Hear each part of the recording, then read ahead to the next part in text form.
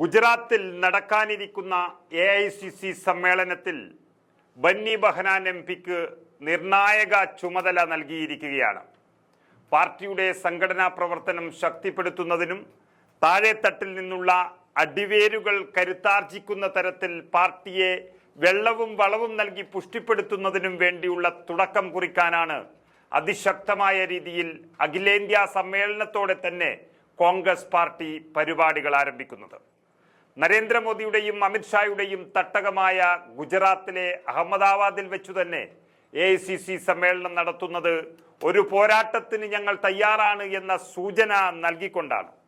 സാധാരണ കോൺഗ്രസിന്റെ സമ്മേളനങ്ങളൊക്കെ നടക്കാറുള്ളത് പാർട്ടി ഭരിക്കുന്ന സംസ്ഥാനങ്ങളിൽ ആണെങ്കിൽ ഇത് പാർട്ടി ഏറ്റവും തകർന്നു പോയി എന്ന് BJP തന്നെ പറയുന്ന ഗുജറാത്തിൽ തന്നെയാണ് എന്നുള്ളത് ഒരു അതിജീവനത്തിന്റെയും ശക്തമായ തിരിച്ചുവരവിന്റെയും പാതയിലാണ് കോൺഗ്രസ് പാർട്ടി എന്നുള്ളത് വിളിച്ചു പറയാനാണ്. സമ്മേളനം ഏപ്രിൽ 8, 9 തീയതികളിലാണ് അഹമ്മദാബാദിൽ വെച്ച് നടക്കുന്നത്. അതിൽ പ്രധാനപ്പെട്ട കമ്മിറ്റിയായ ഡ്രാഫ്റ്റിംഗ് കമ്മിറ്റിക്ക് AICC അധ്യക്ഷൻ രൂപം കൊടുത്തപ്പോൾ അതിൽ കേരളത്തിൽ നിന്നും ഒറ്റ നേതാവ് മാത്രമേ ഉള്ളൂ. അത് ബന്നി ബഹനാൻ MP ആണ്. രാജ്യത്തെ 28 സംസ്ഥാനങ്ങളിൽ നിന്നും എത്തുന്ന പ്രതിനിധികളെയും അവർ നടത്തുന്ന ചർച്ചകളെയും തീരുമാനങ്ങളെയും ഒക്കെ എല്ലാം വളരെ പക്വതയോടെ കൈകാര്യം ചെയ്യാൻ വേണ്ടിയാണ് രാജ്യത്തെ 15 പ്രമുഖ നേതാക്കൾ മാത്രം അടങ്ങുന്നൊരു ഡ്രാഫ്റ്റിംഗ് കമ്മിറ്റിക്ക് ഹൈക്കമാൻഡ് രൂപം നൽകിയിരിക്കുന്നത്. ജയറാം രമേശ്, രൺദീപ് സുർജേവാല, സച്ചിൻ പൈലറ്റ്, താരിഖ് അൻവർ, ഭൂപേഷ് ബാഗൽ, ദീപാദാസ് മുൻഷി, ഗൗരവ് ഗൊഗോയ്, മനീഷ് തിവാരി തുടങ്ങിയ രാജ്യത്തെ കോൺഗ്രസിലെ പ്രമുഖർക്കൊപ്പമാണ് കേരളത്തിൽ നിന്നുള്ള ബന്നി ബഹനാനെയും ഹൈക്കമാൻഡ് ഈ ചുമതല ഏൽപ്പിച്ചിരിക്കുന്നത്. AICC സമ്മേളനം വളരെ നല്ല രീതിയിൽ നടത്താനും വിജയിപ്പിച്ചെടുത്ത് കോൺഗ്രസിനൊരു പുത്തൻ ഉണർവ് നൽകാനും കഴിയുന്ന രാജ്യത്തെ പ്രധാനപ്പെട്ട 15 നേതാക്കളിൽ ഒരാളാണ് ബന്നി ബഹനാൻ എന്ന് AICC കണ്ടെത്തിയതോടെയാണ് അദ്ദേഹത്തെ ഡ്രാഫ്റ്റിംഗ് കമ്മിറ്റിയിൽ ഇപ്പോൾ ഉൾപ്പെടുത്തിയിരിക്കുന്നത്. ഇത് കേരളത്തിൽ വരാനിരിക്കുന്ന ഒരു മാറ്റത്തിന്റെ വലിയ സൂചനയാണ്.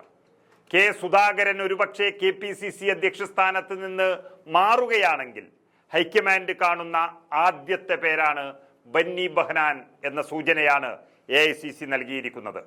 സുധാകരൻ മാറുകയാണെങ്കിൽ ഒരു ക്രൈസ്തവ സമുദായത്തിൽപ്പെട്ട നേതാവിന് അധ്യക്ഷ പദവി നൽകണമെന്നൊരു തീരുമാനത്തിലേക്ക് കോൺഗ്രസ് നേതൃത്വം എത്തിയിട്ടുണ്ട് എന്നാണ് അറിയുന്നത്. കാരണം പ്രതിപക്ഷ നേതാവ് ഹിന്ദു സമുദായത്തിൽപ്പെടുന്ന VD സതീശൻ, UDF കൺവീനർ ആണെങ്കിൽ MM ഹസൻ, അപ്പോൾ KPCC അധ്യക്ഷൻ ഒരു ക്രൈസ്തവ മതത്തിൽ നിന്നുള്ള ആളായാൽ മതേതരത്വം ഒന്നുകൂടി കരുത്തുറ്റതാകും എന്നുള്ളത് കൊണ്ട് കേരളത്തിൽ അങ്ങനെ ഒരാളെ കോൺഗ്രസ് അധ്യക്ഷനാക്കാൻ തന്നെയാണ് AICCയുടെ നീക്കമെന്നാണ് അറിയുന്നത്. ഉമ്മൻചാണ്ടിയും AK ആന്റണിയും ഒക്കെ, ഉമ്മൻചാണ്ടി മരണപ്പെട്ടതും AK ആന്റണി സജീവ രാഷ്ട്രീയത്തിൽ നിന്നും പിന്മാറിയതൊക്കെ ആകുമ്പോൾ ഒരു ക്രൈസ്തവ നേതൃത്വം അല്ലെങ്കിൽ ക്രൈസ്തവ നേതാവിന്റെ ഒരു നേതൃത്വം പാർട്ടിക്കകത്ത് ഇല്ല എന്നുള്ളതും വലിയ ചർച്ചയായി മാറിയിട്ടുണ്ട്. എന്തൊക്കെ പറഞ്ഞാലും എത്ര മതേതരത്വം വിളിച്ചു കൂവിയാലും എല്ലാ പാർട്ടികളും സാമുദായിക സമവാക്യങ്ങൾ നോക്കുന്നു എന്നുള്ളത് ഒരു പരമസത്യം കൂടിയാണ്. അത് അടുത്ത തെരഞ്ഞെടുപ്പിന് മുൻപുണ്ടാകുമോ എന്നറിയില്ലെങ്കിലും ആ സ്ഥാനത്തേക്കുള്ള പേരുകളിൽ ആദ്യം ബന്നി ബഹനാന് തന്നെയാണ് മുൻതൂക്കം എന്നത് തെളിഞ്ഞു വരികയാണ്.